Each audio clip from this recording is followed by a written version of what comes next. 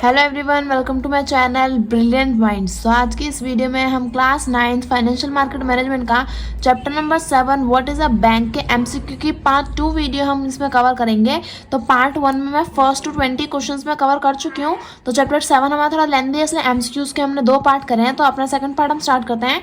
तो इसका question number 1 है, which people generally open their account in saving bank account. यानी कि वो कौन से लोग होते हैं जो क्या करते हैं, जनरली सेविंग बैंक अकाउंट में अपना अकाउंट खुलवाते हैं। तो स्टूडेंट्स एंड हाउसवाइफ्स, बिजनेसमैन, कंपनीज या बोथ ए एंड बी। तो बिजनेसमैन क्या करता है, वो तो करंट अकाउंट में अपना अकाउंट ओपन कराते हो, तो ये तो नहीं होगा। कंपनीज भी क्या कराती हैं, करंट अकाउंट में खुलाती हैं, तो ये दोनों गलत होगा। तो बोथ ए एंड बी भी क्या हो जाएगा, गलत हो जाएगा, क्योंकि बी ऑप्शन तो आ ही नहीं रहा। तो बचा क्या, स्टूडेंट एंड हाउसवाइफ क्या कराता है, वो अपना सेविंग बैंक अकाउंट अपना ओपन कराता है। क्वेश्चन नंबर 2 दिया है, can we deposit limited we can deposit, अब दोबारा देख लेते हैं, we can deposit limited amount and withdraw dash amount from the saving bank account। यानी कि सेविंग बैंक अकाउंट में हम क्या करते हैं, लिमिटेड पैसा डिपॉजिट करते हैं। तो हम विड्रॉ कितना पैसा कर सकते हैं, unlimited amount, limited amount, both and B, none of the above. तो अनलिमिटेड तो हम नहीं कर सकते, हम लिमिटेड अमाउंट क्या कर सकते हैं, विड्रॉ कर सकते हैं। तो option number B correct option होगा। क्वेश्चन नंबर 3 दिया है, businessman company typically open their account in which bank. यानी कि जो बिजनेसमैन होते हैं, जो कंपनीज बैंक होते हैं और जो कंपनीज होती हैं, वो कौन सा अकाउंट खुलवाती हैं अपने बैंक के लिए। तो RBI, saving bank, current bank account, state bank of India. तो आरबीआई क्या है, रिजर्व बैंक ऑफ इंडिया। तो रिजर्व बैंक ऑफ इंडिया में हम पैसे थोड़ी जमा कराता है, ये तो सारे बैंक के ऊपर क्या करता है, ध्यान रखता है। तो आरबीआई नहीं होगा। सेविंग बैंक में थोड़ी ना खुलाता है, हम क्या खुलाते हैं, करंट बैंक अकाउंट में हम अपना क्या खुलाते हैं, बिजनेसमैन और कंपनीज अपना अकाउंट खुलवाती हैं। क्वेश्चन नंबर 4 दिया है, we can withdraw dash amount from current account. यानी कि करंट अकाउंट में से हम कितना पैसा निकाल सकते हैं, हाई अमाउंट, लो amount, limited amount, unlimited amount. तो हम क्या कर सकते हैं, हाई अमाउंट निकाल सकते हैं। आधे धुरंधर क्या कर आएंगे, अनलिमिटेड पे कर आएंगे। अनलिमिटेड नहीं करना, अनलिमिटेड में यानी कि बिना किसी लिमिट के बहुत ज़्यादा पैसा, इतना पैसा कि उसकी कोई लिमिट ही ना हो। तो इतना पैसा थोड़ी ना दे सकता है हमें बैंक, हमें एक हाई अमाउंट पे कर सकता है, पर बहुत ज़्यादा जिसकी लिमिट ना हो उतना पैसा हमें बैंक नहीं देगा। क्वेश्चन नंबर 5 दे रखा है, how many type of investment we can do in bank. यानी कि बैंक में हम कितने तरह के इन्वेस्टमेंट कर सकते हैं। तो 1, 2, 3 या 4, तो हम 2 तरह की कर सकते हैं। अभी कौन कौन सी है वो आपको पता होनी चाहिए, बट क्वेश्चन नंबर 6 देख लेते हैं। क्वेश्चन नंबर 6 हमारा इसी से रिलेटेड है कि what are 2 type of investment in a bank. Bank में कौन सी 2 तरह की इन्वेस्टमेंट होती है। सबसे पहले समझो इन्वेस्टमेंट क्या होती है। इन्वेस्टमेंट होती है जब हम अपना पैसा लगाते हैं और उस पैसे में हमें थोड़ी एक्स्ट्रा अमाउंट मिले, है ना, यानी कि इंटरेस्ट हो सकता है, वो कुछ भी हो सकता है।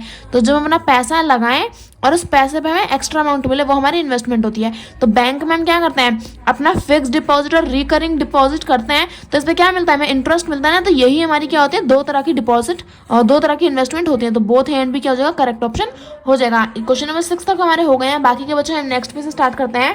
क्वेश्चन नंबर 7 हमें यहाँ पे दे रखा है, इन fix deposit what amount of money is deposit. यानी कि जो हम फिक्स डिपॉजिट करते हैं, एफडी करते हैं, उसमें कितनी अमाउंट जो है हम डिपॉजिट करते हैं। फिक्स्ड अमाउंट डिपॉजिट करते हैं, लमसम अमाउंट डिपॉजिट करते हैं, लो अमाउंट डिपॉजिट करते हैं, या फिर both A and C.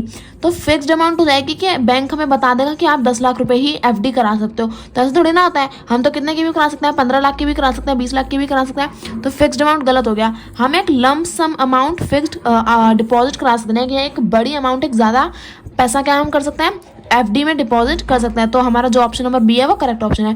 Question number 8 दिया है, the interest rate is higher in which. यानी कि कौन सी मतलब किस में हमारा जो इंटरेस्ट रेट है वो हमें ज़्यादा मिलता है, फिक्स डिपॉजिट में, रिकरिंग डिपॉजिट में, सेविंग बैंक अकाउंट में, या फिर करंट अकाउंट में। तो करंट अकाउंट में तो हमें इंटरेस्ट ही नहीं मिलता, तो ये तो हट गया।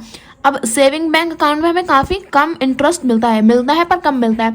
और रिकरिंग में भी हम धीरे धीरे पैसा जमा करते हैं, तो इसलिए हमें थोड़ा थोड़ा ही इंटरेस्ट मिलता है। तो सबसे ज़्यादा इंटरेस्ट हमें किस में मिलता है, एफडी में, यानी कि फिक्स डिपॉजिट में। सबसे ज़्यादा ब्याज में फिक्स डिपॉजिट में मिलता है। क्वेश्चन नंबर 9 दिया है, how long we can deposit our money in fix deposit. यानी कि जो हम एफडी कराते हैं, जो फिक्स डिपॉजिट हम कराते हैं, उसमें कितने समय के लिए हम अपने पैसे को डिपॉजिट करा सकते हैं। 1 साल के लिए, 5 साल के लिए, प्री डिटरमाइंड टाइम के लिए, फिर ऑल ऑफ दी अबव। तो ज़रूरी थोड़ी ना है ना कि हर कोई 1 साल के लिए अपना पैसा जमा कराएगा या फिर हर कोई 5 साल के लिए ही कराएगा। जिसको जितने टाइम के लिए कराना है, प्री डिटरमाइंड टाइम के लिए, वो अपनी एफडी करा सकता है। तो ऑल ऑफ द अबव क्या हो जाएगा, गलत ऑप्शन हो जाएगा। क्वेश्चन नंबर 10 दिया है, what do you understand by recurring deposit. यानी कि रिकरिंग डिपॉजिट से आपको क्या समझ में आता है।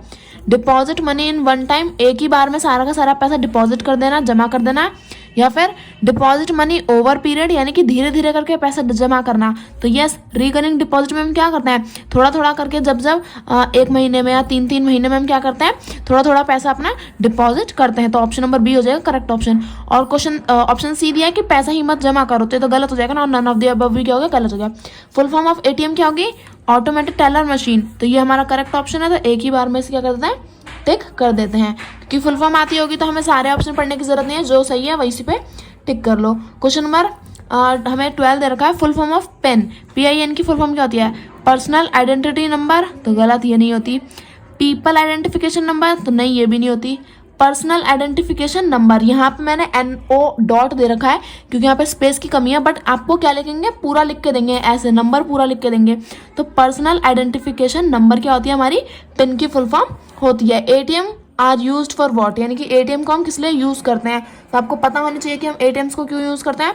डिपॉजिट कॉइन, सिक्के जमा करने के लिए, तो नहीं, सिक्के जमा करने के लिए थोड़ी ना हम अपने ATM को यूज करते हैं। विड्रॉ मनी, अपना पैसा निकालने के लिए, तो यस, अपने पैसे को निकालने के लिए हम क्या करते हैं, ATMs का यूज करते हैं। अब क्वेश्चन नंबर 14 देख लेते हैं, अपना क्या दे रखा है, what is the another name of electronic banking, यानी कि इलेक्ट्रॉनिक बैंकिंग का दूसरा नाम क्या है, internet banking, online banking, electronic banking, both and B. तो देखो, इलेक्ट्रॉनिक बैंकिंग का ही दूसरा नाम पूछा और यहाँ पे इलेक्ट्रॉनिक बैंकिंग ही दे रखा है, तो ये तो गलत हो गया। तो इलेक्ट्रॉनिक बैंकिंग को हम इंटरनेट बैंकिंग भी बोलते हैं, ऑनलाइन बैंकिंग भी बोलते हैं। तो बोथ ए एंड बी क्या हो जाएगा, करेक्ट ऑप्शन हो जाएगा। अगर आपको ऑप्शन में सिर्फ इंटरनेट बैंकिंग दे रखा है तो आप सिर्फ इंटरनेट बैंकिंग करेंगे, या फिर ऑप्शन में सिर्फ ऑनलाइन बैंकिंग दे रखा है तो ऑनलाइन बैंकिंग करेंगे, और दोनों दे रखे होंगे तो ऐसे बोथ का भी ऑप्शन दे रखा होगा। तो यहाँ पे क्वेश्चन नंबर 14 तक हो गए, बाकी के बच्चे क्वेश्चन नेक्स्ट पे से स्टार्ट करते हैं। क्वेश्चन नंबर 15 यहाँ पे हमें दे रखा है, what are the benefit of electronic banking, यानी कि इलेक्ट्रॉनिक बैंकिंग के क्या क्या बेनिफिट होते हैं। Online balance check, bill payment and money transfer, banking transaction, all of the above. तो अगर हम देखें तो ऑनलाइन जो हम करते हैं बैंकिंग, इलेक्ट्रॉनिक बैंकिंग, उसके क्या क्या फायदे होते हैं, तो तीनों यही तो फायदे होते हैं, ये तीनों ही हमारे फायदों में आता है, तो ऑल ऑफ दी अबव क्या हो जाएगा, करेक्ट ऑप्शन हो जाएगा। क्वेश्चन नंबर 16 दिया है, बिल पेमेंट, यहाँ पे देख लेते हैं, सॉरी बिल पेमेंट बोल रही हूँ मैं, banking started from where before 2000 BC, यानी कि 2000 BC से पहले बैंकिंग कैसे स्टार्ट हुई थी और कहाँ स्टार्ट हुई थी, Jews, Templars, both and B, none of the above. तो 2000 BC से पहले हम क्या करते थे, अपने पैसे को बैंक की जगह पर कहाँ पे डिपॉजिट करते थे, ज्विस और टेम्पलर के पास। तो बोथ एंड बी क्या हो जाएगा, करेक्ट ऑप्शन हो जाएगा।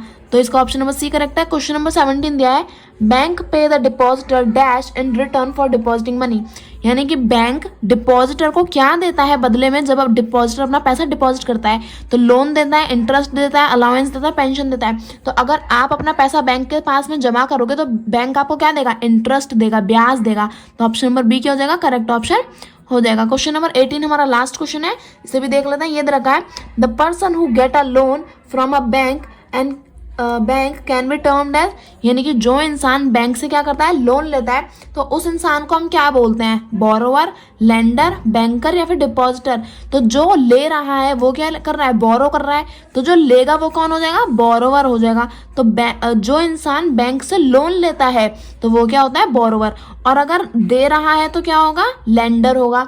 और बैंकर और डिपॉजिटर, अगर पैसा डिपॉजिट करा रहा है तो डिपॉजिटर, और बैंकर तो जो बैंक में काम करते हैं वो होते हैं, तो जो लोन लेता है वो क्या होता है, बोरोवर। तो इसी के साथ हमारे सारे क्वेश्चंस कंप्लीट हो गए। आई होप आपको वीडियो अच्छी लगी होगी। कोई भी डाउट हो तो प्लीज कमेंट कर देना। वीडियो अच्छी लगी तो प्लीज वीडियो को लाइक करें and subscribe my channel for more videos. Thank you for watching.